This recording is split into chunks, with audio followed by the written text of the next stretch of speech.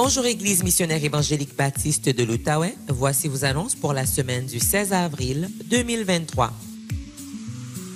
Tous les dimanches, il y a école du dimanche pour tous nos enfants de 3 ans à 12 ans. Tous les mardis, il y a temps de prière au téléphone à 11 h. Tous les mercredis, nous avons études bibliques à 19 h sur Zoom. Tous les vendredis, il y a jeunesse en présentiel à Égébo. La prochaine rencontre de FCM sera vendredi, le 21 avril. La prochaine rencontre du groupe des hommes sera samedi, 9 h, le 20 mai. Comme vous savez, l'équipe missionnaire se prépare pour la mission en République dominicaine, juin-juillet 2023. Nous avons un espace dans le sous-sol pour recueillir tous les dons. Nous comptons sur vous, chaque membre et adhérent, pour venir chaque dimanche avec des articles pour la mission. Du dentifrice, des brosses à dents, du savon, des couches pour bébés, des Tylenol pour adultes et enfants achetés en grande quantité à Costco, des vitamines pour enfants aussi achetées en grande quantité à Costco. Nous cherchons aussi des espadrilles, des chaussures confortables en très bon état pour enfants et adultes. Et finalement, des robes de mariage pour les femmes et des costumes pour les hommes en très bon état. Le groupe des hommes de l'église Égébo nous invite à une mini-conférence conjointe d'Égébo et d'Emebo sur le thème du deuil. Ce sera les vendredis 28 avril et le 19 mai prochain à partir de 19 h en présentiel à Égébo. Les conférenciers seront Pasteur Guy et Pasteur Arsène. Lors de cette conférence, nous verrons comment vivre un deuil dans une perspective chrétienne, les divers types de deuil et comment accompagner sans blesser. Cette mini-conférence s'adresse à toute l'Église et nous vous y attendons en grand nombre.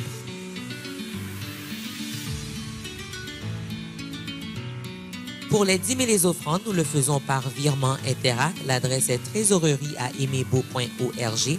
Dans la section questions, vous mettez l'objet de votre don et le mot de passe est Emebo84 en minuscule. Si vous préférez faire vos dons en présentiel, il y aura un moment dans le culte pour le faire. Nous souhaitons un joyeux anniversaire à tous ceux qui célèbrent un anniversaire de naissance, de mariage ou de conversion cette semaine. Joyeux anniversaire.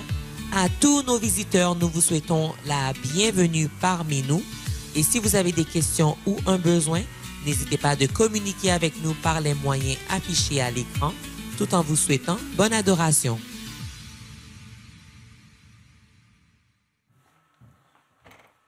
Bon matin tout le monde, que la paix et la grâce de Dieu soient avec vous. Amen. La paix du Seigneur soit avec vous. Amen. Juste avant de commencer le culte de ce matin, parce que nous allons faire les choses plutôt différemment ce matin, nous avons la joie d'accueillir pour la première fois à notre Église le secrétaire général de l'Union des Églises baptistes francophones du Canada, l'Union dont nous sommes affiliés.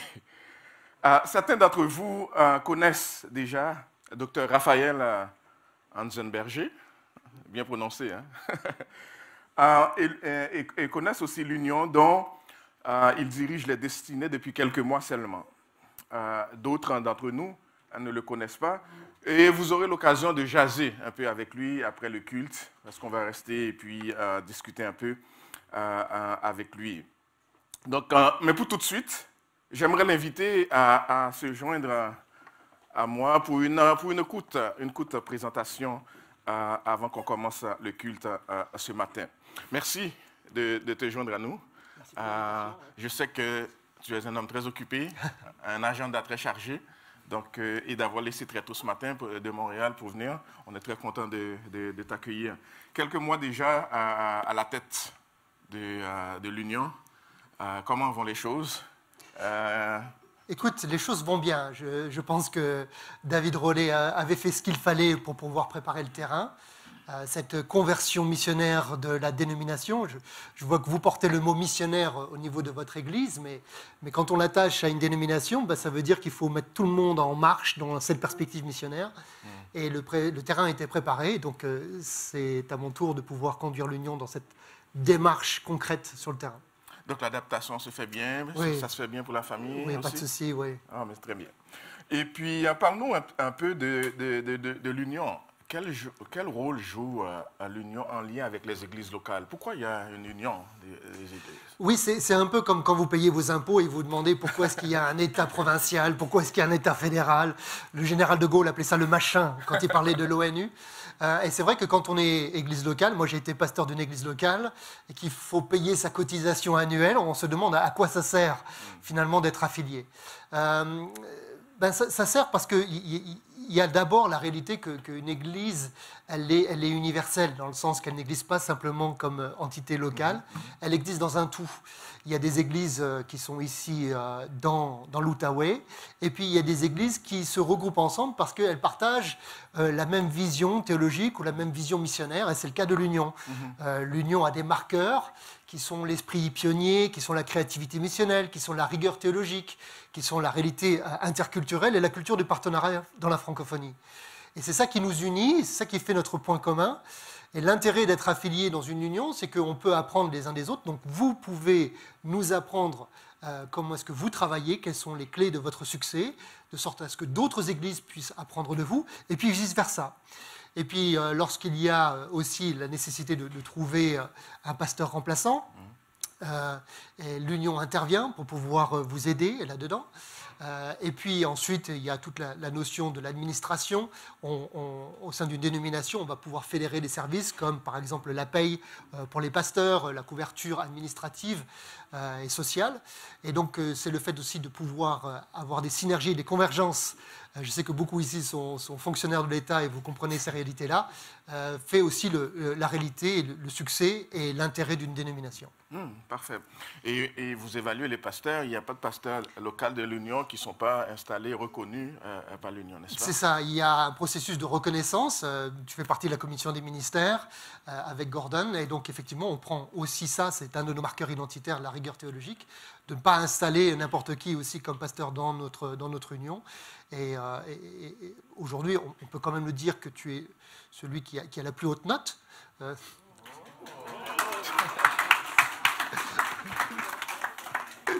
Il est très très bien coté à l'Union.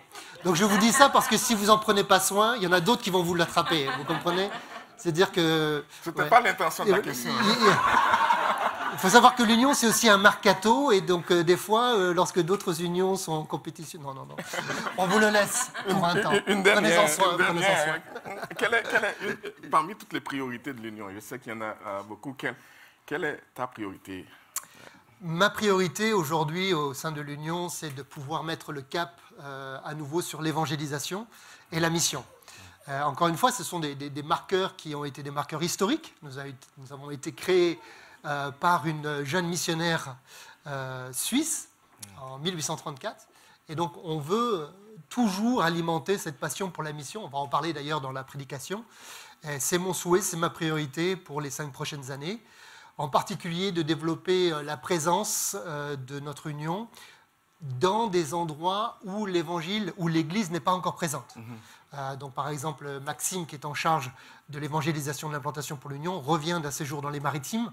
Et on a des possibilités aujourd'hui, en Nouvelle-Écosse, à l'île du Prince-Édouard, de pouvoir accompagner des petites communautés francophones qui naissent.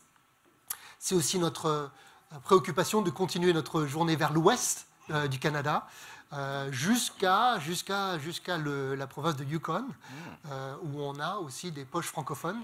Et partout là où il existe des poches francophones au Canada francophone qui n'ont pas d'église, nous voulons, en tant qu'union, pouvoir offrir la possibilité pour des chrétiens comme nous de se rassembler le dimanche. J'avais dit un agenda chargé. Oui. Que le Seigneur te soit en aide. Merci. On va commencer le culte maintenant. Merci.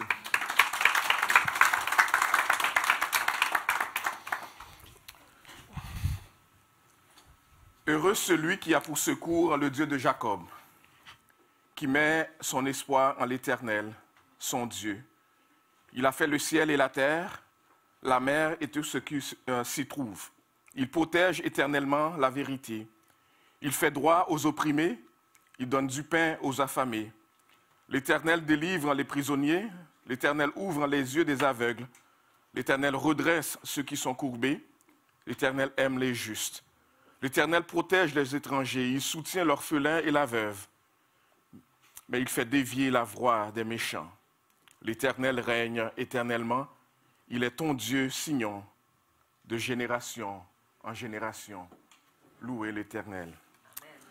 Notre bon Père Céleste, quel privilège de nous joindre ensemble ce matin pour apporter notre adoration à ton bien-aimé Fils, notre Seigneur et Sauveur Jésus-Christ, qui nous donne ce libre accès devant ton saint trône. Et nous prions que notre offrande, l'offrande de notre cœur, monte devant toi comme une odeur agréable que tu voudrais écouter. Agrée l'adoration de ton peuple que nous t'apportons dans le précieux nom de Jésus, notre bien-aimé Sauveur et Seigneur, qui vit dans l'unité avec toi et avec le Saint-Esprit, dès maintenant et à jamais. Amen. Amen. Bonne adoration.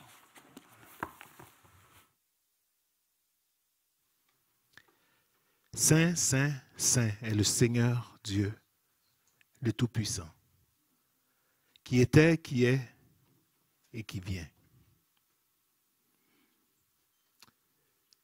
Tu es digne, notre Seigneur et notre Dieu, de recevoir la gloire et l'honneur et la puissance, car tu as créé toutes choses et c'est par ta volonté qu'elles existent et qu'elles ont été créées. Que la paix de notre Seigneur et Sauveur Jésus-Christ soit avec vous tous ce matin.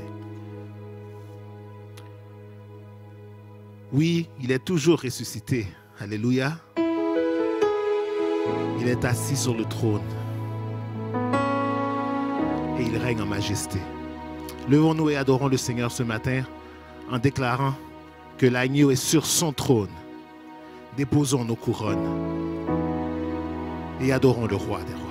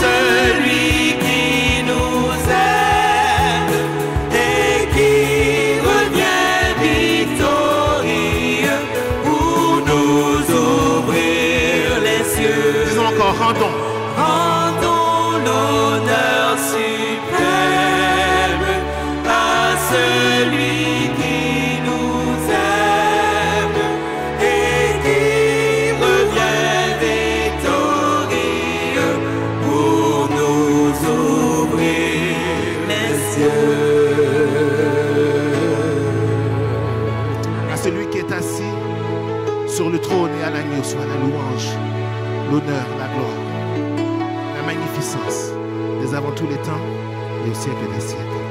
Amen. Amen.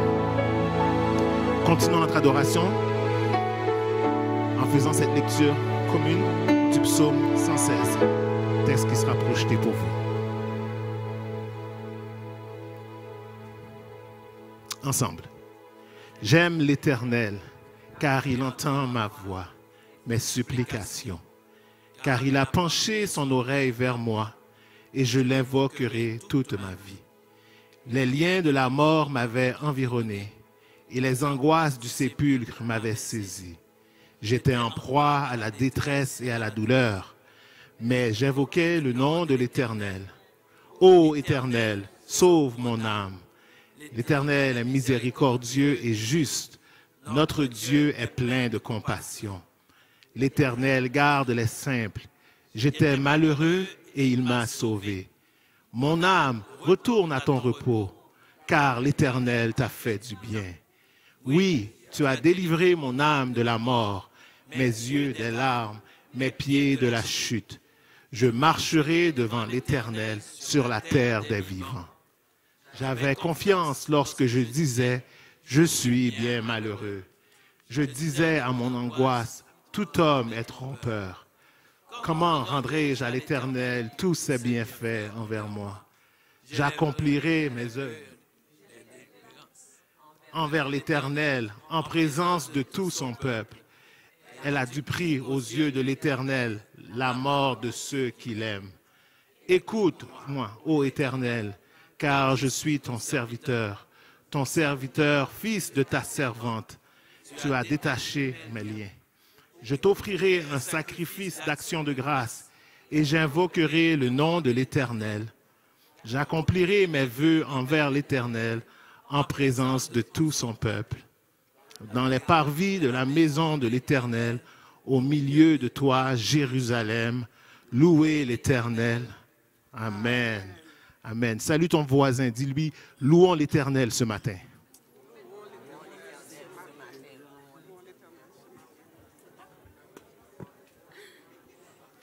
Car c'est dans l'Évangile qu'on trouve la vie, la paix, le pardon, le bonheur.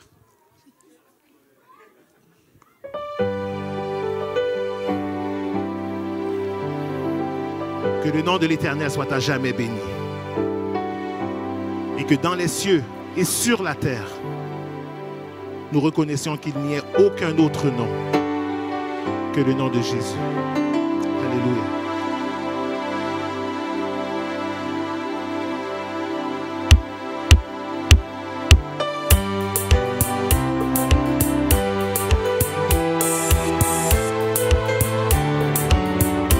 C'est dans l'Évangile. C'est dans l'Évangile qu'on trouve la vie, la paix, le pardon, le bonheur. Ouvrons notre cœur. Ouvrons notre cœur à la grâce infinie, donnant tant de bien aux pécheurs.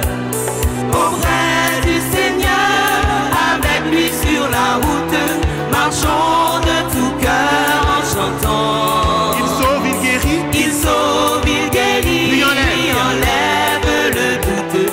Il vit, il est là maintenant. Il montre un endroit. Il montre un endroit pour jeter la souillure. Voilà. Voilà, c'est ici Golgotha. Un lieu de folie, un endroit de rupture. Mais quoi, le pardon est bien là. Auprès du Seigneur, avec lui sur la route, marchons de tout cœur en chantant. Il sauve, il guérit, puis enlève le doute.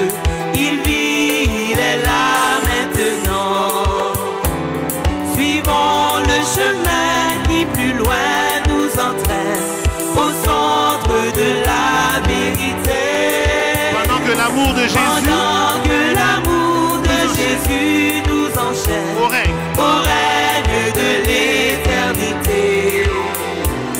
Auprès du Seigneur, avec lui sur ma route, marchons de tout cœur en chantant. Il sauve, il guérit. Il sauve, il guérit, puis enlève le doute. Il vit, il est là maintenant. Ton nom soit à jamais béni.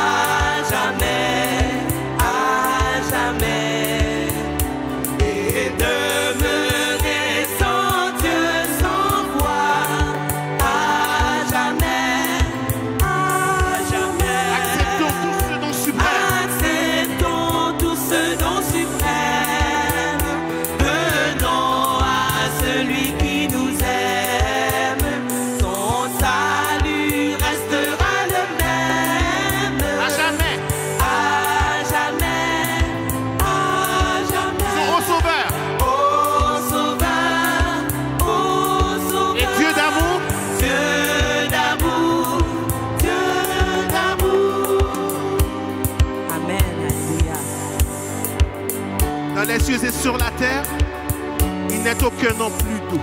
Amen.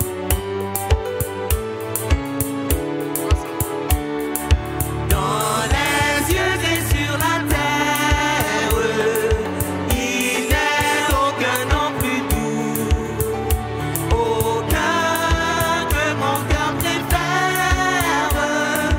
Mon nom de puissance pour nous, quel beau nom, quel beau nom, quel beau nom, quel beau nom, quel beau nom, porte loin de l'Éternel. Quel beau nom, que celui d'Emmanuel. Quelque grand que soit, Quelque grand que soit un homme, qu'il soit prince, ou qu'il soit roi, et de quelque nom qu'on le de nomme, quelque nom qu'on le nomme, Jésus est plus grand pour moi. Jésus est plus grand pour moi. Quel beau nom, quel beau nom, porte loin de l'Éternel. Quel beau nom, que celui d'Emmanuel. Et les séraphins, Les séraphins, les archanges portent des noms glorieux, mais le plus beau nom des anges pourrait-il me rendre heureux? Quel beau nom, quel beau nom, porte loin de l'Éternel. Quel beau nom, que celui d'Emmanuel. et dans les mots Jésus soulage, Dans les mots Jésus soulage, il guérit l'esprit froissé, il ranime le courage. il ranime le courage du cœur le plus oppressé. Quel beau nom, porte loin de l'Éternel. Quel beau nom, que celui d'Emmanuel. Quel beau nom, porte loin de l'Éternel. Quel beau nom, que celui d'Emmanuel. Que celui d'Emmanuel. Que celui d'Emmanuel.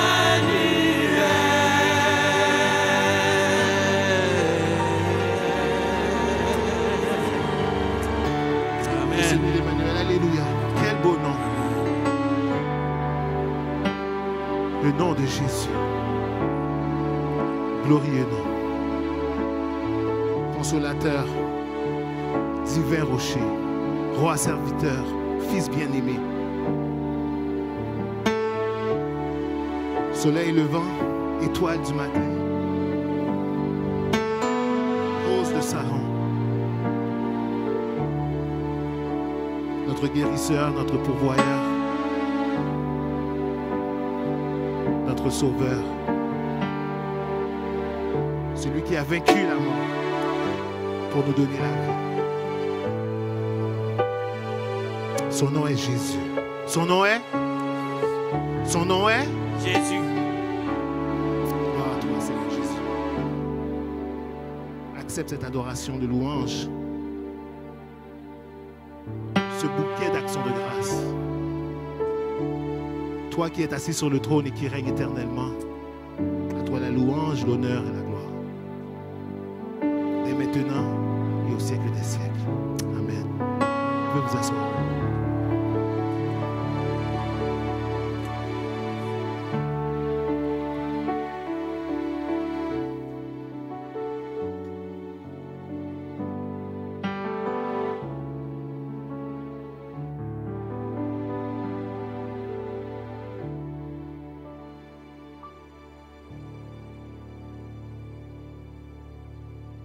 Ensemble.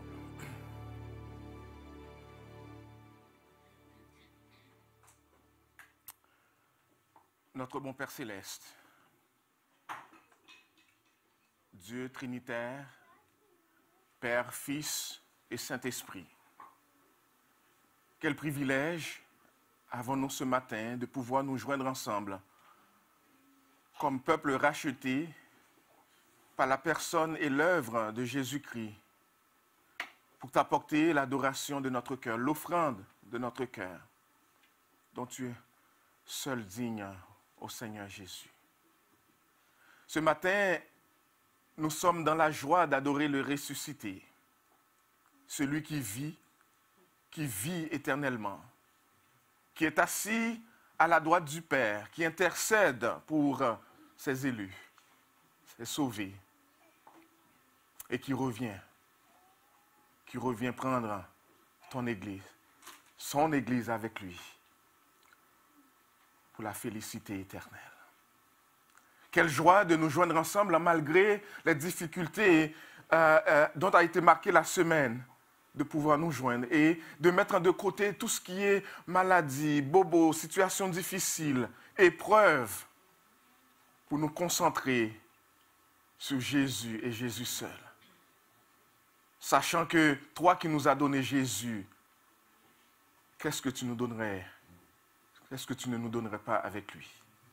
Laissant nos fardeaux entre tes mains, laissant nos fardeaux en arrière de nous et nous concentrer sur lui, faire de lui notre bien le plus précieux.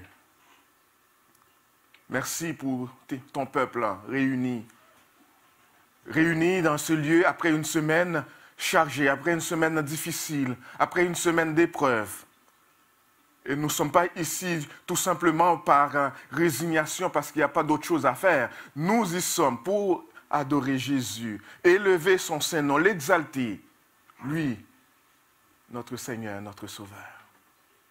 Ce matin, nous t'apportons nos reconnaissances. Mais nous te demandons aussi pardon. Parce que nous n'avons pas été ces serviteurs, ces servantes qui glorifiaient Jésus dans toutes nos actions. Nous avons été rebelles dans notre conduite. Nous avons été indifférents les uns envers les autres. Plutôt que de montrer de l'amour et du pardon, nous avons plutôt montré de l'arrogance, de l'indifférence. Nous avons fait ce qui est mal à tes yeux, en sorte que tu seras juste dans ta sentence et sans reproche dans ton jugement. Mais dans ta grande miséricorde, tu as renouvelé encore tes bontés envers nous, au point que nous sommes ici pour te louer, exalter ton Saint-Nom. Quel Dieu merveilleux tu es. Nous apportons devant toi ce matin ton peuple qui souffre dans leur corps. Ton peuple qui souffre dans son corps. Il y a des gens parmi nous qui ont des maladies chroniques, qui prient devant toi, Seigneur, qui attendent une délivrance. Tu connais nos malades. Nous te les remettons. Et nous prions parce que tu es ce Dieu qui guérit toute maladie. Nous prions pour un toucher particulier ce matin. Que tu visites ceux parmi nous qui sont alités. Que tu visites ceux qui, à cause des douleurs tellement atroces, ne peuvent pas se déplacer pour être dans ce lieu de culte et t'adorer ensemble. Visite-les. Visite-les et touche-les. Rappelle-leur que tu es avec eux et avec elles. Renouvelle leur force, Seigneur. Nos personnes âgées qui ont des douleurs dans leur corps, fortifie-les. Donne-leur encore la force de tenir ferme malgré les épreuves. Nous prions pour les familles de l'Église. Nous prions pour les couples, que tu gardes nos couples dans l'amour, dans l'unité. Nous prions que tu bénisses et visites nos jeunes pour qu'ils se consacrent malgré les pressions de ce monde à te servir. Nous prions que tu donnes la réussite en cette fête de session, particulièrement universitaire. Nous te remettons nos enfants. Tu les connais mieux que nous.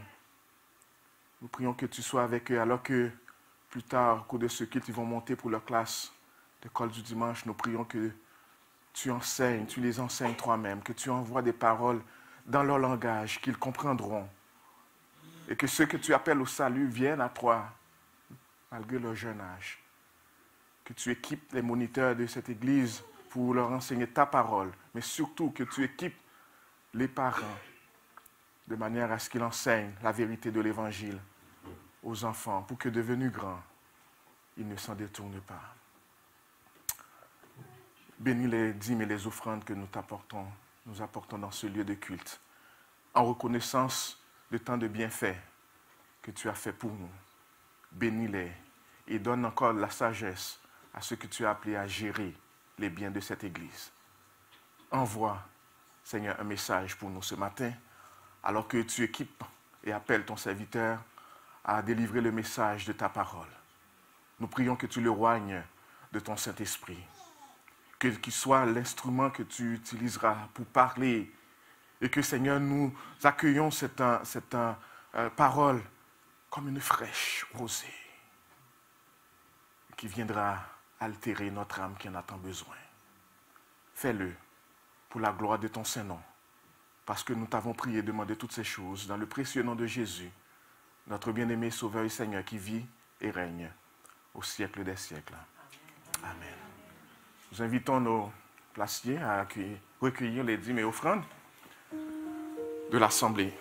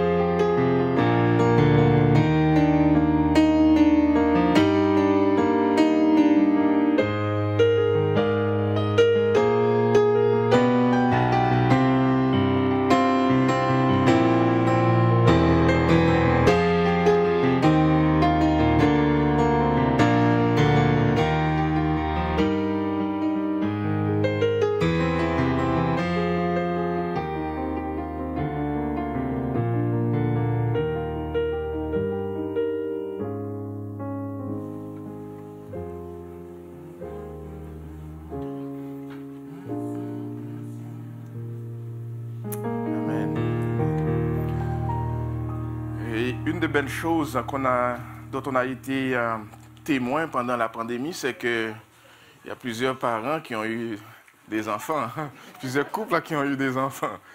Et nous avons la joie d'accueillir, de présenter un de ces enfants nés de la belle période de pandémie. J'invitons les Ulmés à avancer.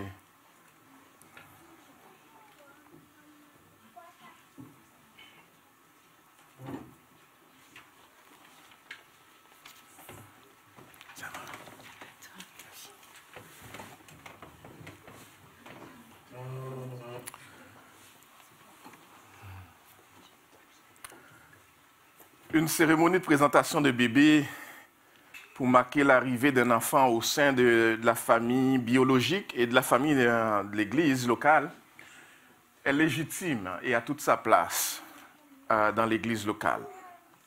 Pourquoi? Parce que c'est un acte de reconnaissance à Dieu de la part des parents qui expriment leur joie et qui remercient le Seigneur pour sa bénédiction par le don de cet enfant. Et appeler en même temps sa faveur pour la protection physique, pour la protection morale, pour la protection spirituelle de cet enfant. Pour que, par la grâce de Dieu, Michael, c'est son nom, Michael David Desulmé, pour que Michael découvre tôt la mission particulière que Dieu a pour sa vie et que, ultimement, en fait, ils viennent à avoir une relation personnelle avec Dieu sur la base de la personne et de l'œuvre achevée de Jésus-Christ et vivre pour la gloire de Dieu pendant toute sa vie. Il est important qu'on précise, il ne s'agit pas d'un baptême. Il ne s'agit pas d'un baptême parce que la Bible enseigne que c'est le disciple de Jésus-Christ qui se fait baptiser. Et un disciple de Christ, c'est la personne qui le reçoit comme sauveur et seigneur de sa vie par la foi. Et cette foi vient par l'écoute de la prédication de la parole de Dieu, ce qu'un bébé ne peut pas encore faire, qui ne peut pas prendre encore cette décision, une décision qu'il n'est pas encore en mesure de prendre. Donc, on souhaite qu'il la prenne assez rapidement. Mais à quelques mois, il a quel âge maintenant? 18? 1 an et quelques mois. Donc, on ne peut pas demander à Stéphanie, à Yasmine de prendre cette décision à sa place. C'est une décision personnelle. C'est important aussi de préciser, chers amis, que la cérémonie ne sauve pas l'enfant. Ce n'est pas un acte magique qui confère à l'enfant des privilèges spirituels. Cette cérémonie ne requiert pas nécessairement de parrain ou de marraine, comme dans la tradition catholique. Cette cérémonie n'enlève ni ne remplace les responsabilités spirituelles que Dieu confie aux parents seuls. J'imagine que Stéphane et Yasmine ont fait comme ces gens qui amenaient des petits-enfants à Jésus afin qu'ils les touchent, même lorsque les disciples en voulaient les empêcher. Les parents s'engagent, lorsqu'ils présentent leurs enfants, s'engagent à soumettre au Seigneur, à leur Seigneur Jésus-Christ et à sa parole, pour être des modèles de foi, des modèles de sainteté pour leurs enfants, selon Deutéronome chapitre 6, versets 4 à 7. Les parents s'engagent à reconnaître en le Dieu révélé en Jésus-Christ comme le seul vrai Dieu, à aimer l'Éternel au-dessus de tout et à instruire l'enfant avec la parole de Dieu chaque jour, en toutes circonstances, en tout lieu, par tous les moyens, formellement et informellement, selon le texte que nous avons mentionné. Alors, frère Stéphane et sœur Yasmine, est-ce bien là votre engagement à enseigner, à instruire cet enfant dans la voie du Seigneur Jésus-Christ? Que le Seigneur vous soit en aide dans cette une tâche extrêmement difficile. J'invite les membres de l'Église, incluant notre secrétaire général, à vous lever pour vous joindre à moi dans la prière, alors qu'on va prier pour Michael. Prions. Notre bon Père Céleste, nous te remercions ce matin avec Yasmine et Stéphane et leur famille pour cet enfant dont tu leur as confié la garde.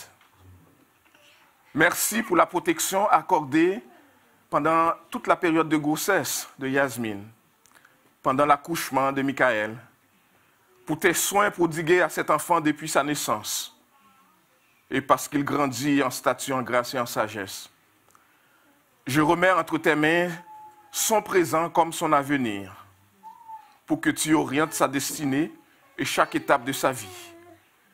Je prie qu'il grandisse, qu'il continue de grandir en stature, en grâce et en sagesse devant toi et devant les hommes. Je prie que tu le protèges de tous les virus et toutes les maladies, mais qu'il grandisse dans un foyer où Jésus-Christ est honoré, respecté et adoré. Je prie que tu pourvoies aux besoins des désulmés et arboîtes, pour qu'ils prennent bien soin de Michael comme les autres enfants que tu leur as confiés, Gabriel, Yannick et Yohan. Accorde-leur d'être des vrais serviteurs de Jésus-Christ qui t'aiment et qui vivent dans l'obéissance à tes commandements, qu'ils soient des modèles de serviteurs consacrés pour leurs enfants. Et merci, Père, d'exaucer cette prière que nous avons osé te présenter dans le nom de Jésus-Christ, notre divin Sauveur et Seigneur. Amen. Amen.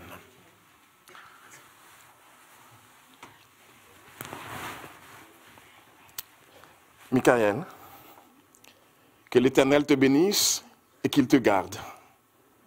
Que l'Éternel fasse luire sa face sur toi et qu'il t'accorde sa paix. Que l'Éternel tourne sa face vers toi et qu'il t'accorde sa grâce.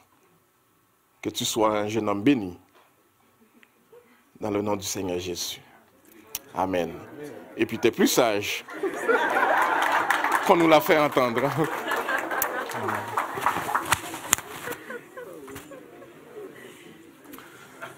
Nous avons la joie de lui offrir son certificat de présentation et sa première petite Bible que vous lirez avec lui chaque jour. Le Seigneur vous bénisse. Merci, vous pouvez vous rasseoir.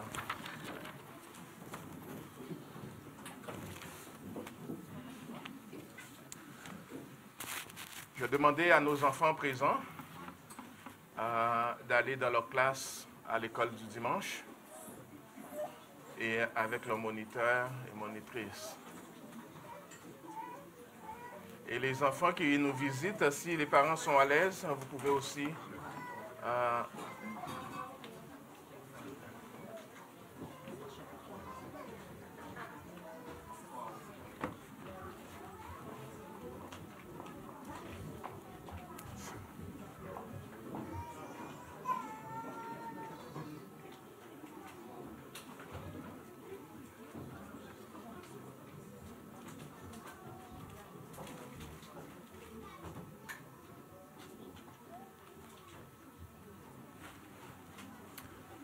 et disposons maintenant nos cœurs,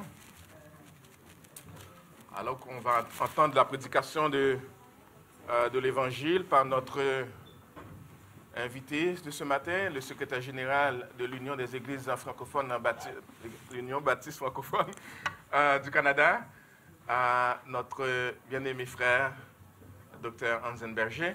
Mais juste avant qu'il monte, je vais inviter Morel à venir pour la lecture du texte de la prédication, notre sœur Morel.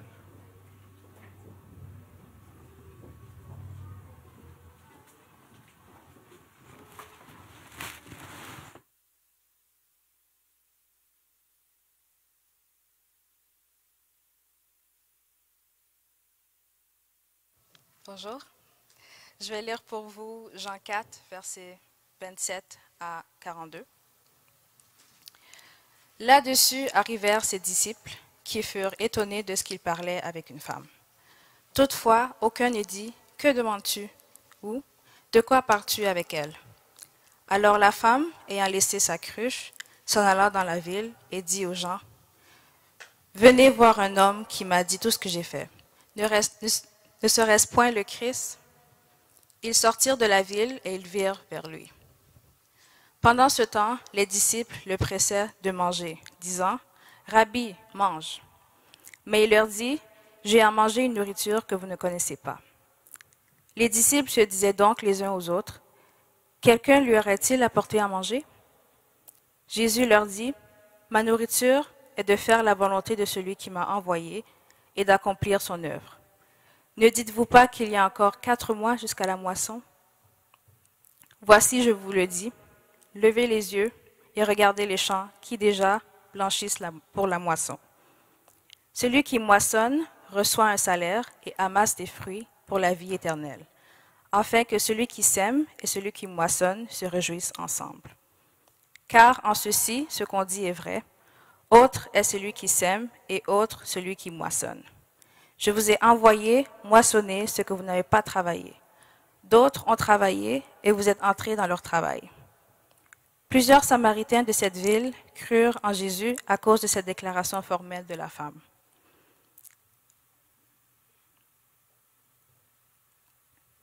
Il m'a dit tout ce que j'ai fait. Aussi, quand les Samaritains vinrent le trouver, ils le prièrent de rester auprès d'eux et il resta là 2 jours. Un beaucoup plus grand nombre crurent à cause de sa parole. Et ils disent à la femme, « Ce n'est plus à cause de ce que tu as dit que nous croyons, car nous l'avons entendu nous-mêmes et nous savons qu'il est vraiment le Sauveur du monde. » Parole du Seigneur.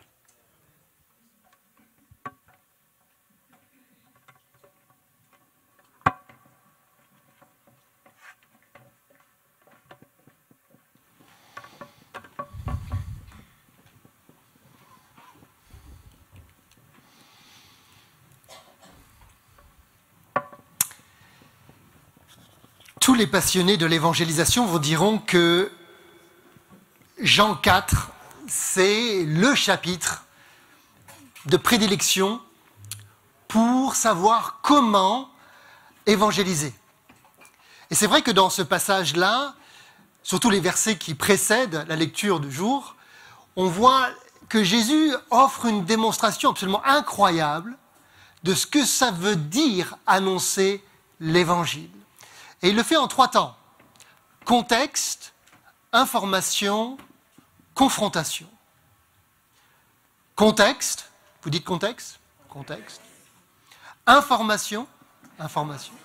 Et confrontation. On va regarder ça juste rapidement.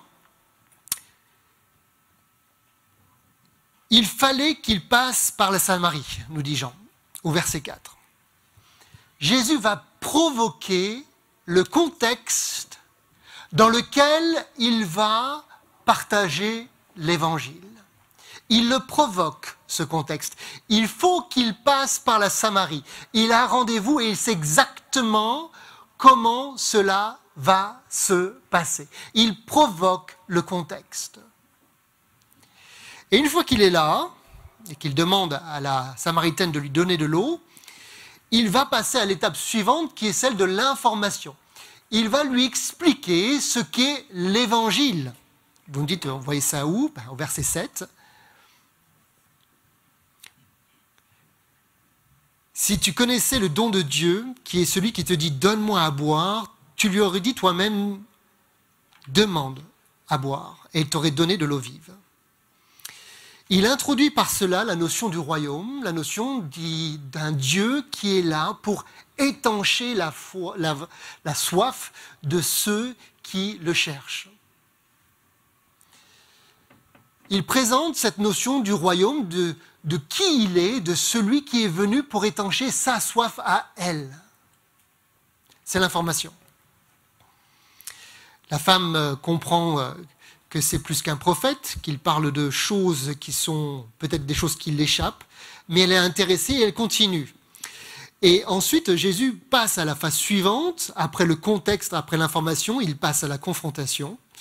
On voit ça au verset 16. « Va, lui dit Jésus, appelle ton mari et viens ici. » La femme répondit, « Je n'ai point de mari. » Et Jésus lui dit, « Tu as bien raison de dire, je n'ai pas de mari. » C'est là qu'il va ouvrir une séquence d'intimité et lui révéler en fait le fait qu'elle est exactement une candidate pour le royaume parce qu'elle a besoin de recevoir cette eau éternelle dans sa vie. Et donc vous voyez comment est-ce que Jésus passe d'un contexte que lui-même provoque à l'information où il va raconter ce que c'est l'évangile, ce que c'est cette dynamique du royaume, à cette confrontation qui est de lui dire « Et toi, tu en es où? As-tu aussi besoin de recevoir cette eau ce matin ?» Ça va? De contexte à information à confrontation. Pourquoi est-ce que je dis ça? Parce que bien souvent, on commence par la confrontation. Tu en es où avec Dieu aujourd'hui? Est-ce qu'on a même défini Dieu? Je parle en particulier pour ceux qui sont peut-être de la plus jeune génération. Vous avez fait vos études ici au Canada, vos collègues sont des collègues qui ne connaissent pas ce que c'est la réalité du royaume, encore moins, qui est ce Dieu du christianisme. Et si on commence par la confrontation, on voit que ça mène nulle part. Qu'il nous faut peut-être reprendre l'exemple de Jésus, commencer par créer un contexte dans lequel on peut parler, c'est l'aspect de l'information, de qui est ce Dieu dans lequel on croit, pour ensuite aller vers l'intime et cette notion de confrontation. Ça va? D'accord? Donc, de contexte à information à confrontation, ne faites pas l'inverse, de commencer par la confrontation, afin ensuite de clarifier l'information, en pensant que ça, c'est un contexte qui est valide. Mais ça, c'était juste des prolégomènes, parce que ça, vous le savez. Okay? Ce qui m'intéresse dans cette histoire, en fait, c'est pas cette histoire, c'est une autre histoire. Parce que dans Jean 4, il y a une autre histoire. Il y a une histoire dans l'histoire. Et cette autre histoire, c'est une contre-histoire. C'est l'histoire de comment est-ce qu'il ne faut pas évangéliser. C'est comment est-ce qu'il faut faire tout le contraire. Parce que je pense que des fois, en apprenant de ce qu'il ne faut pas faire, on sait mieux faire. Et cette contre-histoire, c'est celle des disciples. Et vous verrez le contraste entre d'un côté la démonstration magistrale de Jésus et de l'autre côté une démonstration pitoyable des disciples. D'un côté une démonstration magistrale de Jésus, de contexte à information, à confrontation, de l'autre côté une histoire pitoyable des disciples qui passe complètement à côté de l'évangélisation. Et vous vous dites ce matin, pourquoi un tel décalage? Dis à ton voisin, pourquoi un tel décalage? Eh bien, c'est une très bonne question. Eh bien, je suis tellement content que vous l'ayez posée ce matin, parce que justement, je vais pouvoir vous l'expliquer en 4 temps, pour ceux qui prennent des notes, en 4 mouvements. Je vais vous expliquer en 4 mouvements comment se crée ce décalage entre, d'un côté, une démonstration absolument magistrale de Jésus, et de l'autre côté, une démonstration pitoyable des disciples, et ce décalage s'opère en 4 temps. Premier temps, premier décalage, les disciples perdent de vue la notion de valeur. Ils confondent le spirituel pour le matériel. Où est-ce qu'on voit ça? On voit ça au verset 31. Jean 4, verset 31. Pendant ce temps, les disciples le pressaient de manger, disant « Rabbi, mange !» Mais Jésus leur dit « J'ai à manger une nourriture que vous ne connaissez pas. » Et les disciples se disaient donc les uns aux autres « Quelqu'un lui aurait-il apporté à manger ?» Et Jésus leur dit « Ma nourriture est de faire la volonté de celui qui m'a envoyé. » Vous voyez le décalage? Premier décalage, les disciples perdent de vue la notion de valeur. Pour eux, la situation qui se passe là autour du puits a un horizon purement matériel. Alors que pour Jésus, ce qui se passe autour du puits, c'est une vision profondément spirituelle.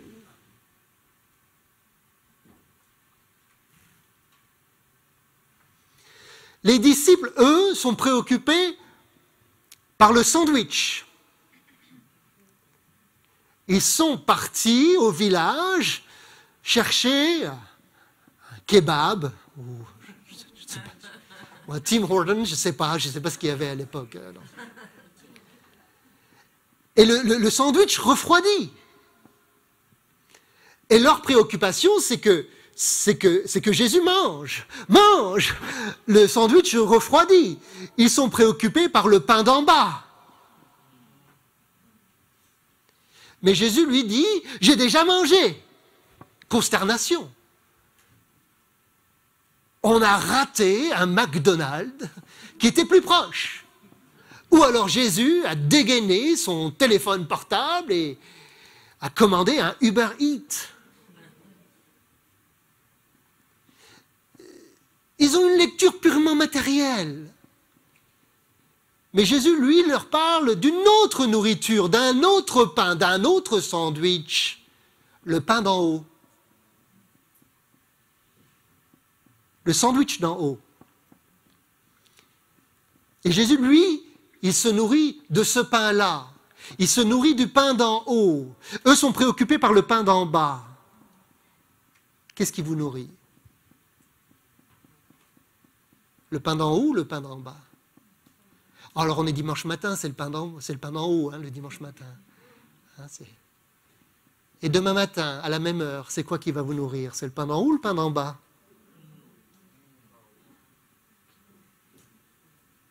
Ben, c'est le pain d'en bas. Enfin, c'est le pain d'en bas et le pain d'en haut. Mais c'est le pain d'en bas ou le pain d'en haut? C'est les deux. Et dans quel ordre? Ah. Vous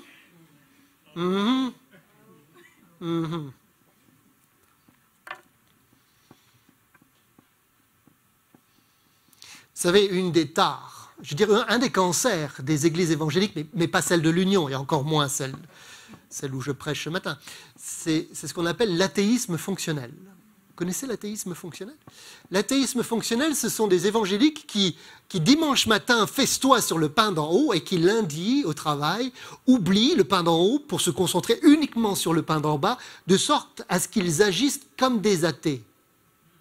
C'est-à-dire qu'ils fonctionnent comme des athées, mais étant eux-mêmes des croyants.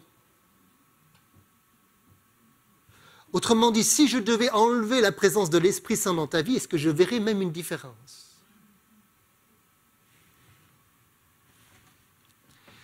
Et ça se traduit souvent chez les parents. Pas les parents dans l'union, encore moins les parents dans cette église. Mais lorsque les enfants viennent voir les parents en leur disant « Papa, maman, je crois que le Seigneur m'appelle ». La tuile, l'horreur. Nous qui avions des perspectives professionnelles pour nos enfants, des perspectives de carrière, ne vois-tu pas qu'il nous demande d'être pasteur ou pire, missionnaire? Vous savez, pour mon père, c'était très compliqué pour lui d'accepter que je devienne missionnaire. Pour lui, la religion, c'est la cerise sur le gâteau.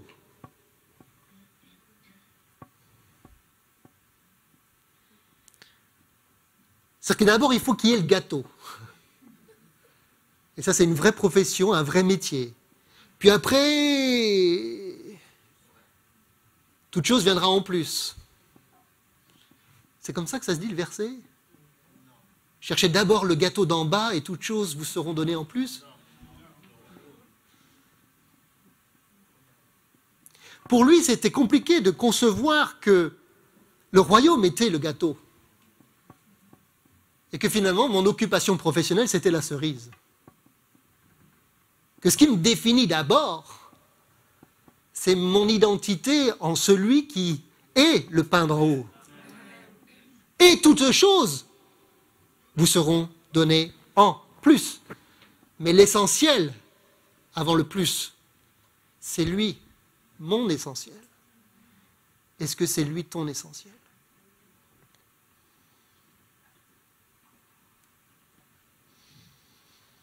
Pour reprendre les mots d'un théologien sud-américain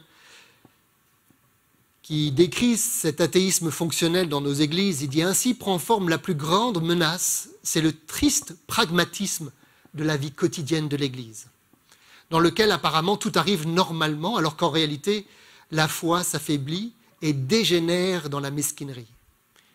Il dit la psychologie de la tombe qui transforme peu à peu les chrétiens en momies de musée se développe. Déçus par la réalité, par l'Église ou par eux-mêmes, ils vivent la tentation constante de s'attacher à une tristesse douceâtre, sans espérance, qui envahit leur cœur comme le plus précieux des élixirs du démon. Appelés à éclairer et à communiquer la vie, ils se laissent finalement séduire par des choses qui engendrent seulement obscurité et lassitude intérieure et qui affaiblissent le dynamisme apostolique. Pour tout cela, je me permets d'insister, dit-il, ne nous laissons pas voler la joie de l'évangélisation.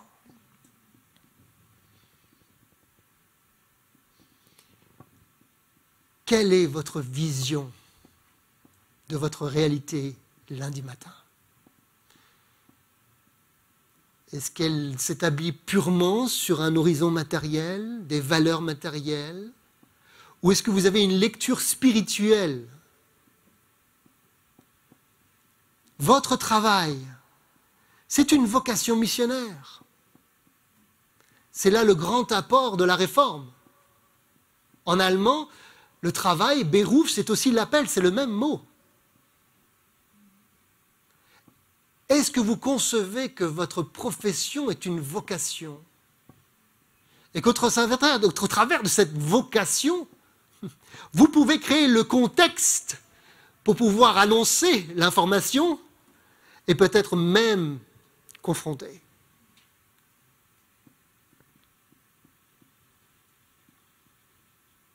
À l'Union, et c'est tout à fait nouveau et en même temps c'est très très ancien, nous venons de créer un bureau des affaires publiques mené par Jean-Christophe Jasmin et puis Je sais que d'autres ici, dont Stéphane, sont au courant de cette initiative. C'est quoi ce rôle de ces affaires publiques? C'est justement de redonner une voix prophétique, apostolique à l'Église en semaine.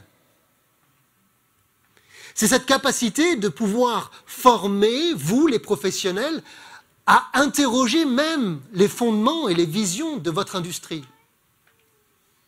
avec une vision biblique de l'Évangile.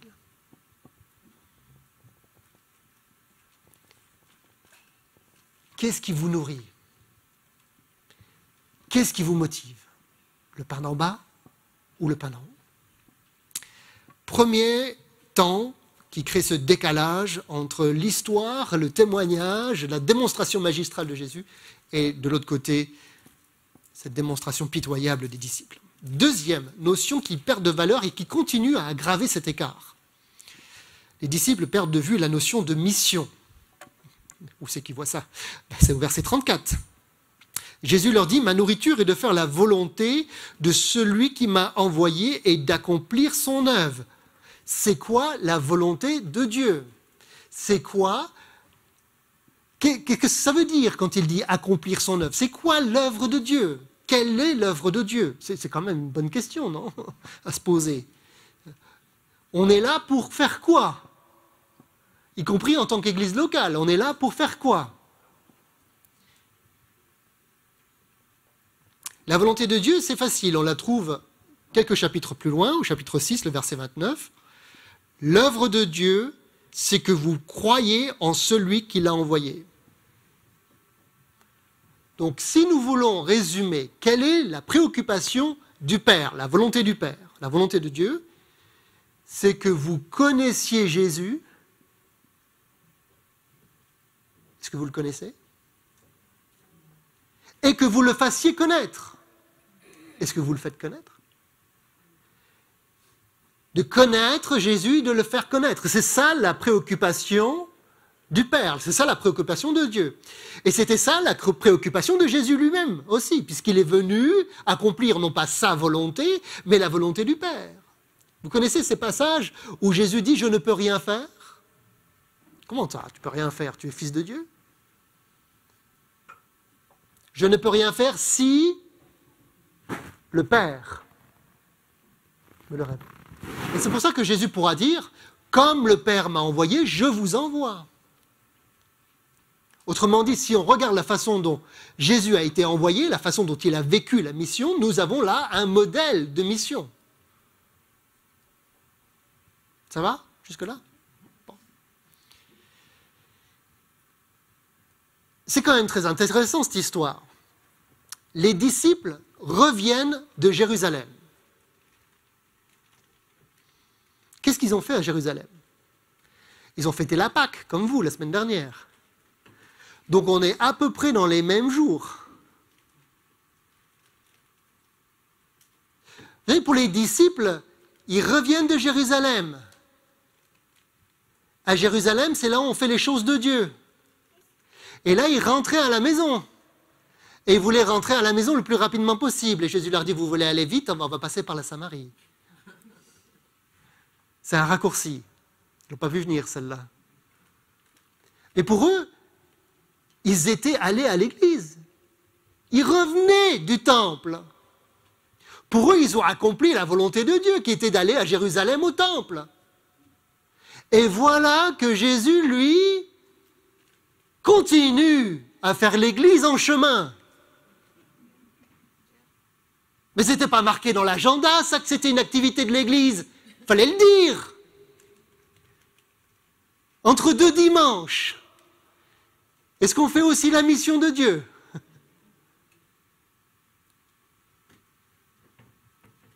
Les disciples, ils accomplissaient la volonté de qui? Je ne sais pas. Peut-être de la religion, peut-être du temple baptiste juif de Jérusalem, je ne sais pas. Ils ne pouvaient pas concevoir que la mission, c'était tout le temps, en toute heure, à tout moment. Ce qui me marque dans ce passage, c'est que les disciples qui quand même connaissent Jésus depuis plus d'1 an, qui sont ensemble, vont au village et reviennent seuls du village. La Samaritaine, elle, a rencontré Jésus à peu près 10 minutes. Elle part seule au village et elle revient avec tout le village.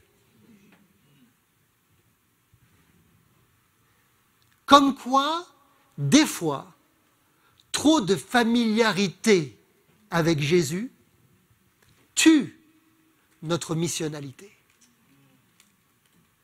Trop de familiarité avec Jésus tue notre missionnalité. On oublie qu'il y a des gens qui ne le connaissent pas. Et on se dit que quelqu'un fera bien le travail. C'est le travail du pasteur de faire ce travail. Ah oui? Le pasteur, lui, il dit que c'est votre travail de faire le travail. Il faudrait se mettre d'accord. C'est pour ça qu'il invite le secrétaire général pour dire qui c'est qui a raison, qui c'est qui a tort.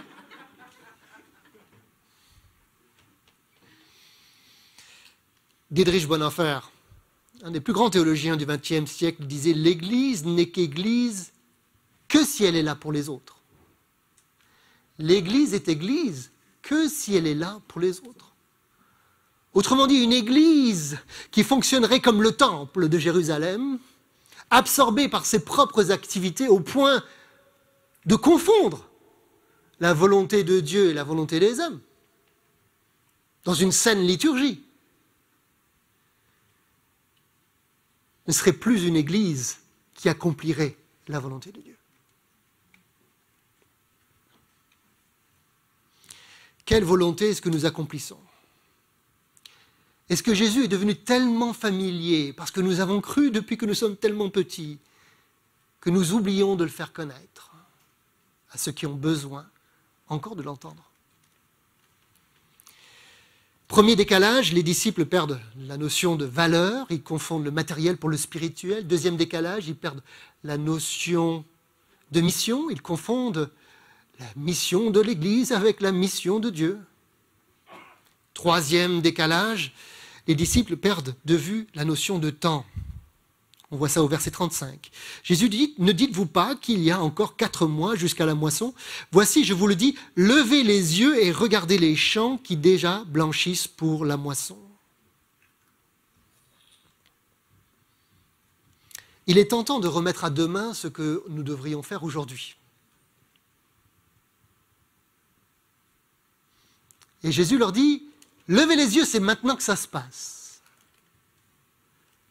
Pour les disciples, il y a du temps, il y a encore du temps, il y a 4 mois. Et Jésus dit non, c'est maintenant. Lève les yeux, c'est maintenant que ça se passe.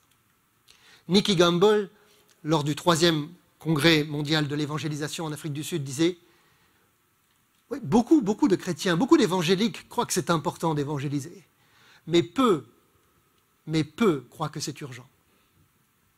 Beaucoup pensent que c'est important, mais peu pensent que c'est urgent. Pour Jésus, c'est urgent. C'est urgent. Et pour nous, est-ce que c'est urgent? Si c'est urgent, à ce moment-là, nous en ferons aussi notre préoccupation immédiate. Vous comprenez?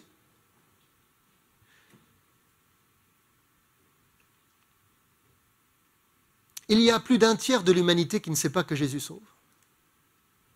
Un tiers de l'humanité ne sait pas que Jésus sauve, pas parce qu'ils ne veulent pas croire, mais parce qu'il n'y a personne autour d'eux pour leur annoncer qu'il y a un Jésus qui sauve.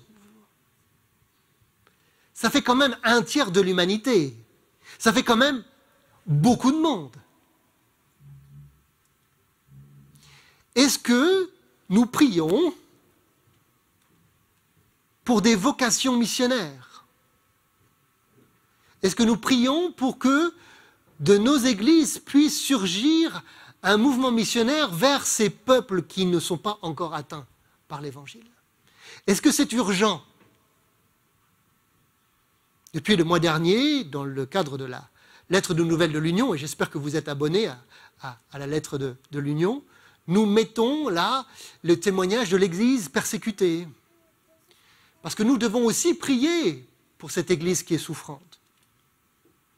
J'ai la joie, j'ai le privilège, j'ai l'honneur de servir avec l'Église souffrante au Moyen-Orient, en Afrique du Nord. Et je suis saisi par cette urgence qui habite l'Église persécutée. Et quand je vais voir mes collègues dans des contextes extrêmement hostiles, où le gouvernement vient fermer les églises, leur disant « mais on vient de fermer l'église, comment vous allez faire ?» Et ils me disent « vous savez, chez nous, on a un dicton, si on ferme la porte, on passe par la fenêtre. » Alors ils ont fermé les églises, ils ont fait l'église à la maison. Et après, les policiers sont venus en disant « vous n'avez pas le droit de faire l'église à la maison ». Ils ont dit « ah, on ne savait pas ». Alors ils ont fait l'église dans le jardin. Et après, la police est venue en disant « on n'a pas le droit de faire l'église dans le jardin ». Ils disent « ah, on ne savait pas ». Ah ben alors ils ont fait l'église dans les parcs. Vous savez, il y a toujours une fenêtre ouverte, qui me disait. Pourquoi est-ce qu'ils font cela? Parce que pour eux, c'est urgent. C'est urgent. Et quand j'en vois de mes propres amis, de mes propres gradués, qui sont partis jusque dans Asie centrale, quitte à se faire kidnapper. Il y en a un qui revient de 4 mois de captivité. Et quand il donne un rapport, il a juste envie d'y retourner. On dit, mais pourquoi?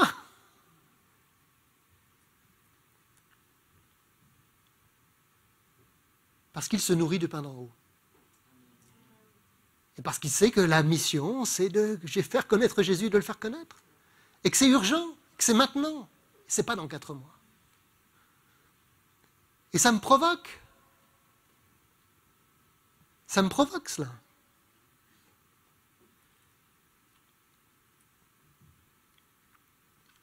Quand j'ai reçu l'appel pour devenir secrétaire général de l'Union, l'une des raisons pour lesquelles je suis venu, c'est parce qu'on m'a dit que le Québec, c'était très dur à évangéliser. Moi, je suis évangéliste.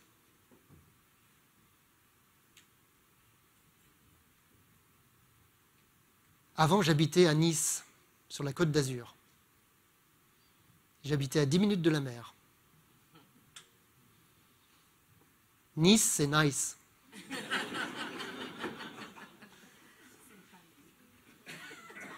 Nice, c'est très nice. Et avec mon épouse, on avait acheté, on s'est dit, on est là pour au moins 15 ans. Puis après est venu l'appel.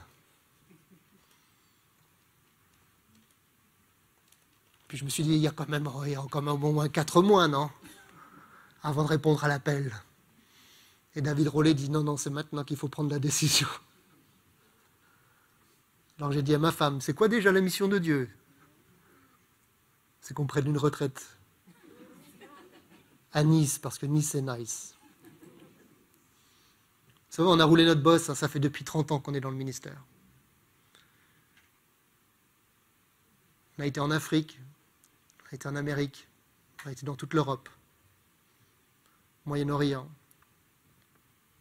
Je me dis, maintenant c'est bon, c'est le tour des autres.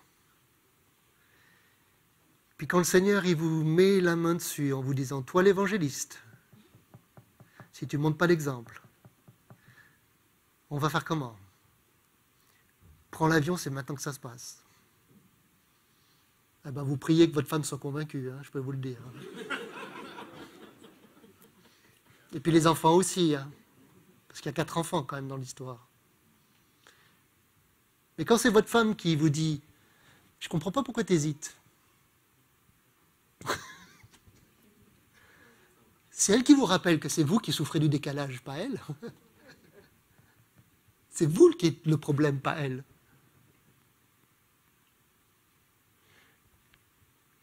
Moi, j'ai besoin de revenir dans des contextes hostiles. Je suis content d'être là avec vous.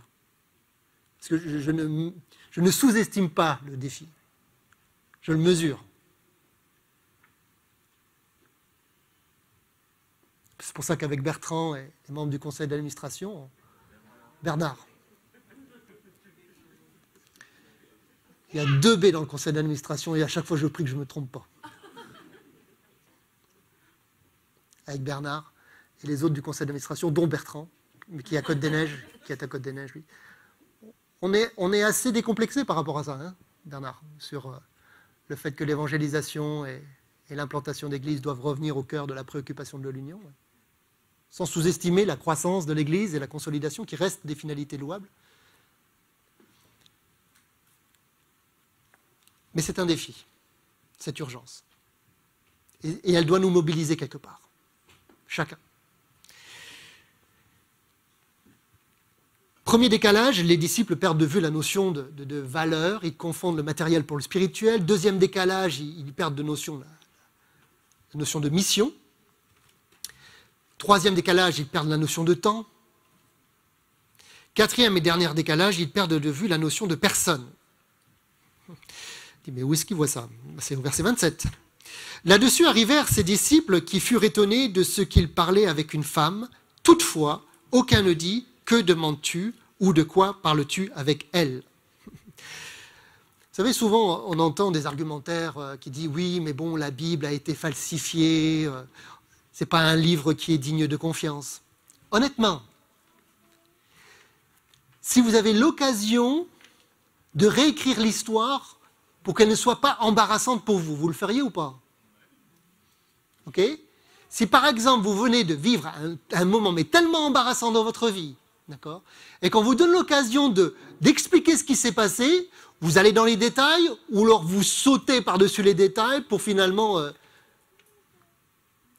Et là, l'auteur, Jean, il fait partie du gang qui est allé chercher le sandwich. Et c'est lui qui écrit.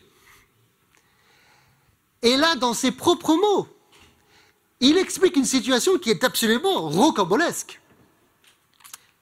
Je m'explique. Les disciples sont partis chercher le sandwich. Ils reviennent.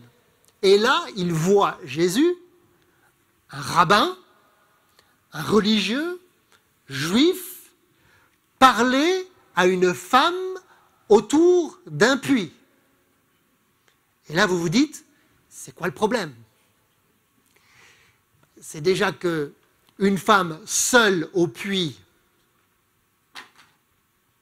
c'est pas normal. C'est bien que c'est une femme de mauvaise vie qui a été exclue de la communauté. C'est pour ça qu'elle est seule au puits. Donc déjà, eux comprennent qu'il y a un problème avec la femme. Et deuxièmement, c'est une femme. Et lui, c'est un homme. Et ils se retrouvent tous les deux dans une situation qui pourrait prêter à confusion. On est d'accord. Sans compter le fait que lui, c'est un juif et elle, c'est une samaritaine. Autrement dit, s'il y avait un journaliste du Jérusalem Post qui était caché derrière le puits et qui tout d'un coup prend des photos, vous imaginez en première page du Jérusalem Post, Jésus de Nazareth, le Fils de Dieu, s'entretient avec une femme de mauvaise vie autour d'un puits. 3 petits points. Et les disciples voient cette situation et se disent, mais c'est pas possible, mais c'est tellement embarrassant. On pensait qu'il était un peu intelligent, qu'il avait une forme d'intelligence politique. Enfin, quoique on a vu ce qui s'est passé à Jérusalem, il n'est pas très politique, hein, avec les politiques, justement.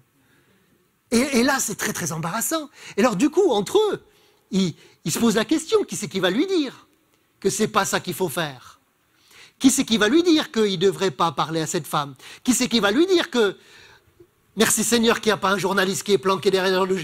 Qui c'est qui va lui dire? Et alors ils débattent. Hein, et puis, sûrement, il y en a qui disent, Pierre, toi qui es tout le temps celui qui ouvre la bouche, tu vas y aller. Et puis lui, il dit, non, parce que moi, je sais que dans plusieurs versets après, c'est arrière de moi Satan, donc moi, c'est bon. Là, Hein, et puis alors Thomas, ah non mais moi je doute encore, donc je ne peux pas aller le voir, j'ai pas les certitudes, d'accord. Et puis alors Jean, toi le disciple bien-aimé, hein, toi que c'est toujours bien avec toi, t'as qu'à aller le dire, d'accord. Ils se dégonflent tous, il n'y en a pas un qui va lui dire. Et il s'approche de cela avec le sandwich qui refroidit en se disant, oh là là là là, ça va être compliqué cette histoire, heureusement elle part, Dieu est souverain. Merci Seigneur, tu as répondu à notre prière. Le problème est parti. Parce que pour eux, c'était un problème. Oh, vous savez, il y a des gens, c'est des problèmes avant même qu'on leur ait parlé. Vous les voyez arriver au bureau et vous dites, ouh là là, ça c'est un problème. Je ne connais pas encore, mais c'est déjà un problème. Déjà, elle ne parle pas bien français.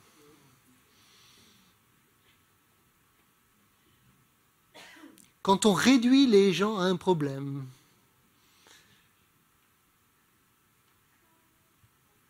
c'est un problème. C'est l'ultime décalage. Jésus, lui, il est venu pour les pantata ethné, toutes les ethnies. Et puis il est venu pour les hommes et pour les femmes, et pour les enfants et pour les anciens. Qui sommes-nous pour décréter que telle personne ou telle personne est un problème et que Dieu ne peut pas la sauver ou que l'Église ne peut pas l'accueillir?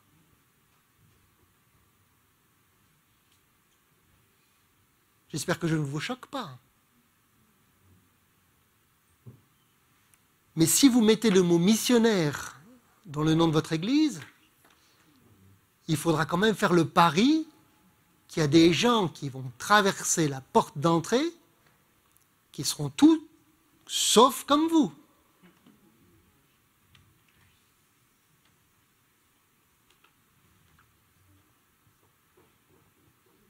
J'entends souvent des églises, mais pas dans l'Union, hein. Je parle des autres églises. Pas à Ottawa, plutôt à Québec.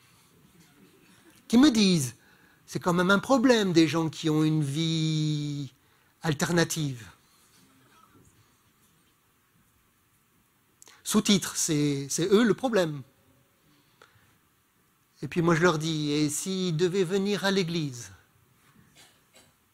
et entendre l'évangile et connaître celui qui étanche la foi pour festoyer sur le pain d'en haut, c'est un problème ou pas un problème? Ah non, mais ça... Oui, dans l'idéal. Mais c'est possible. C'est possible. Jésus a dit aux pharisiens, il n'y a rien de spectaculaire d'aimer ceux qui vous ressemblent. Vous savez, jusque-là, les disciples avaient fait de l'évangélisation. Ce n'est pas qu'ils ne faisaient pas d'évangélisation. Ils ont fait de l'évangélisation. D'ailleurs, plutôt, on lit qu'ils étaient dans le Jourdain et ils baptisaient même plus que Jésus. Donc, ils étaient bons. C'était des bons évangélistes.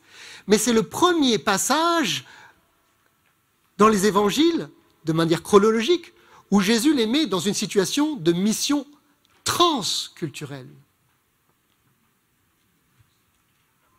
C'est la première fois qu'ils vivent une évangélisation transculturelle.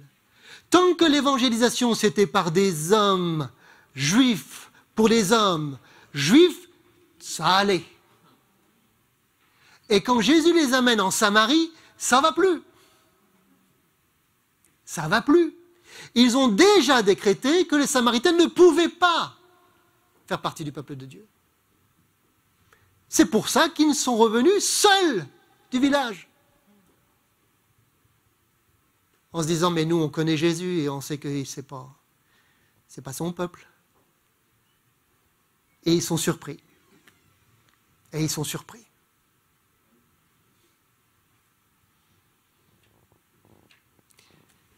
Quand Jésus dit à la fin de son ministère, « Et vous serez mes témoins dans toutes les pantaethnées, toutes les nations. »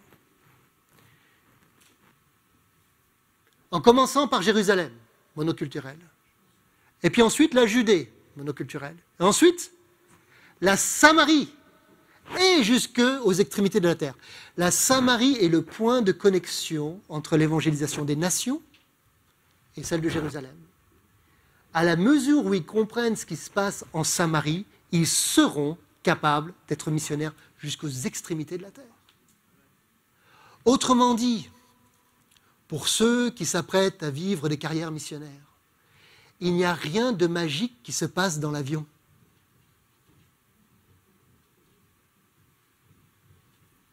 Est-ce que vous pensez que vous allez amener plus de gens à Christ en République dominicaine si vous ne le faites pas encore maintenant, là où vous êtes aujourd'hui? Vous pensez qu'il y aura quelque chose de magique qui va s'appeler mission court terme, qui fait que quand vous allez atterrir là-bas, tout d'un coup, vous allez être des évangélistes et des missionnaires hors pair? Vous savez, moi, la première fois que j'ai toqué à une porte pour être missionnaire, on m'a demandé les références de 5 personnes non chrétiennes et 3 personnes que j'avais amenées à Christ. Ça fait beaucoup? Quand j'ai vu le sérieux, je me suis dit, j'ai envie de travailler avec eux. Quand on pense que dans les critères pour être ancien, il faut avoir un bon témoignage de la part des non-chrétiens. J'aimerais bien voir dans nos formulaires de candidature des anciens une interview avec les voisins, si on connaît même les noms de nos voisins. Il n'y a rien de magique qui se passe dans l'avion. Si vous ne faites pas le travail de missionnaire ici, vous ne le ferez pas là-bas non plus. Ça va? J'ose. Je ne serai plus réinvité, je le sais. Mais... Il y a Arsène qui me dit, je ne pensais pas que ça serait passé comme ça.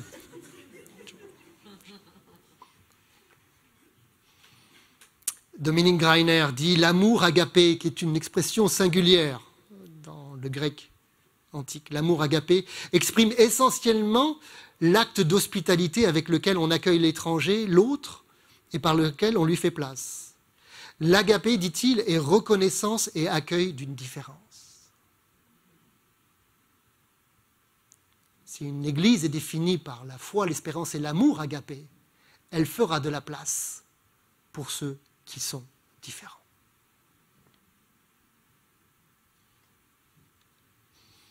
Pour reprendre et terminer avec cette citation de ce théologien sud-américain, tous ont le droit de recevoir l'Évangile.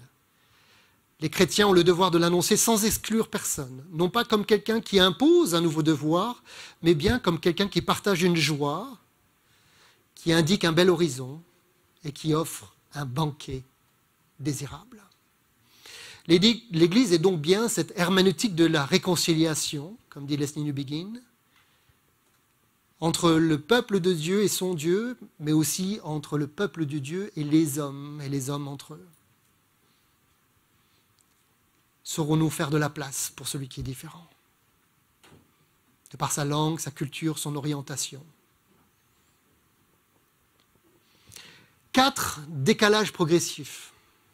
Perdre de vue la notion de valeur, la notion de mission, la notion de temps, puis la notion de personne. Et hop, ça devient une histoire pitoyable. Combien de fois j'ai besoin de revenir à cette histoire en me disant quelle est ton histoire? Est-ce que tu t'inscris dans l'histoire des disciples ou est-ce que tu t'inscris dans l'histoire de Jésus? Est-ce que tu festoies sur le pain d'en bas ou est-ce que tu festoies sur le pain d'en haut?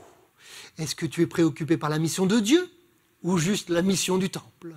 Est-ce que tu es préoccupé par l'urgence de l'évangélisation ou tu remets à plus tard? Est-ce que tu as déjà décidé qui pourrait venir à Christ et qui était un problème pour Jésus? Ou est-ce que tu ne fais d'aucun cas de personne? Moi-même, votre secrétaire général, j'ai besoin chaque jour de prier pour que le décalage ne s'opère pas.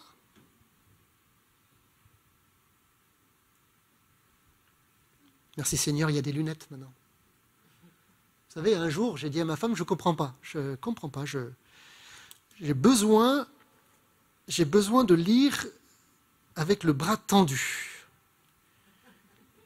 Elle me dit, c'est pas un problème, tu as plus de 40 ans, ça s'appelle la presbytie, je crois. Tu n'as qu'à t'acheter des lunettes. Et tu verras, il n'y aura plus de décalage avec les lettres. Et du coup, extraordinaire, je vais chez l'opticien et je vois. Dieu prie que vous portiez les lunettes du Seigneur. Demain matin, quand vous êtes au travail, et que vous voyez la moisson qui est blanche. Et le Seigneur qui vous dit, toi, là où tu es, n'attends pas cet été. Vas-y. Contexte, information, confrontation. Pas confrontation, information, contexte. Dans l'ordre.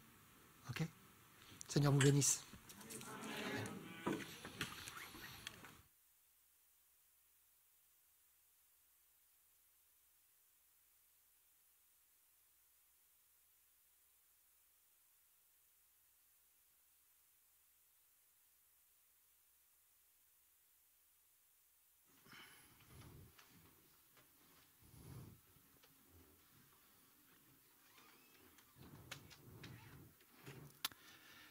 C'est ta glorieuse cause, ô Dieu, qui embrase nos cœurs.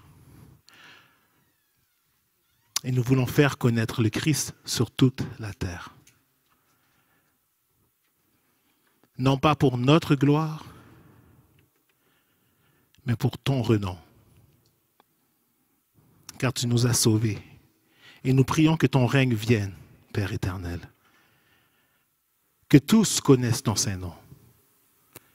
Que ta volonté soit faite sur la terre comme au ciel. Et Seigneur, agis pour accomplir ton plan. Donne-nous le courage, donne-nous la force, la sagesse. Seigneur, glorifie-toi dans notre faiblesse.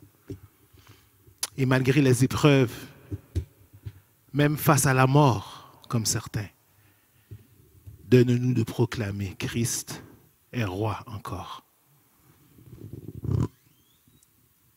Voulez-vous que le règne de notre Seigneur s'accomplisse sur la terre ici-bas? Amen. Amen. Levons-nous ensemble et proclamons cette vérité, que ton règne vienne.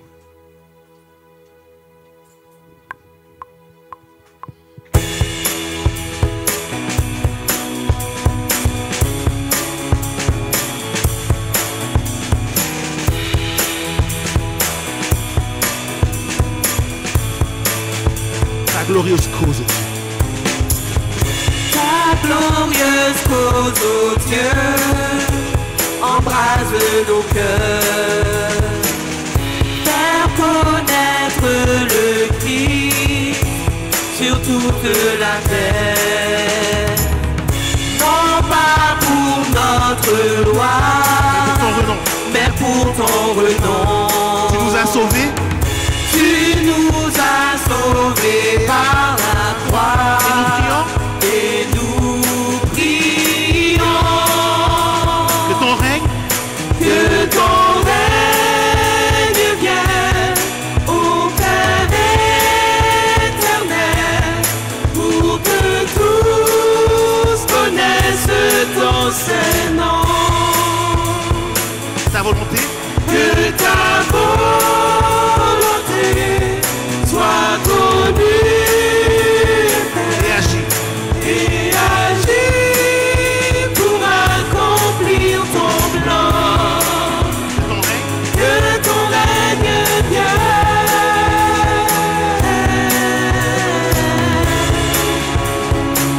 Donne-nous le courage.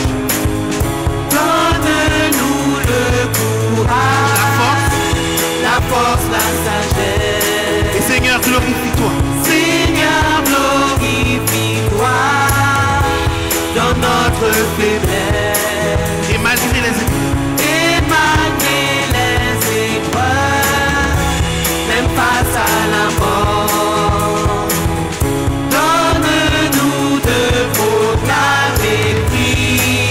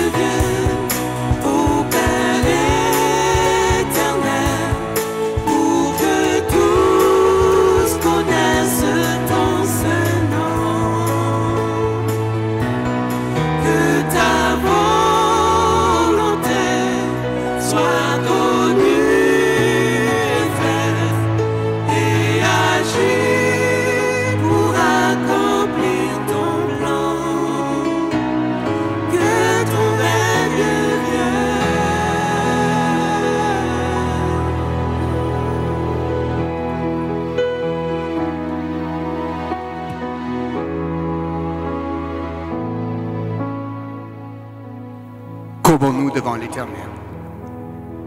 Ô Père Céleste, toi qui as envoyé ton seul Fils, Jésus-Christ, prendre notre chair sur lui, mourir pour nous, ressusciter le troisième jour pour notre sanctification.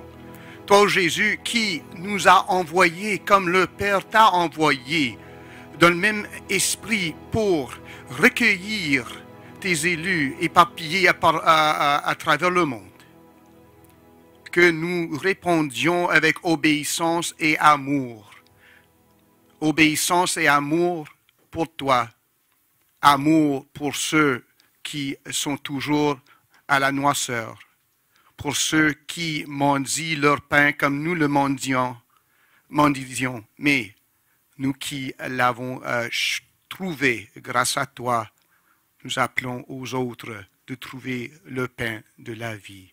Sois-nous en aide, que nous soyons humbles comme toi, Jésus, mais que nous soyons confiants, pas en nous-mêmes, mais en toi et en ton Saint-Esprit et dans le dessein de Dieu qui ramassera tous ses élus d'ici le dernier jour. Merci au Papa pour cette grande bonne nouvelle que nous avons annoncée. Merci pour ce beau Seigneur qui nous aime, que nous avons à partager. Merci pour le Saint-Esprit qui nous amène et qui va à s'assurer que nous réussirons dans le nom de Jésus. Nous demandons tous ceci dans le nom de Jésus. Amen. Que le Dieu de paix, qui a ramené d'entre les morts le grand pasteur des brebis par le sang d'une alliance éternelle, notre Seigneur Jésus, nous rende capables de toute bonne œuvre pour l'accomplissement de sa volonté et fasse en nous ce qui lui est agréable par Jésus-Christ, auquel soit la gloire au siècle des siècles. Amen. Allons servir notre Dieu. Amen.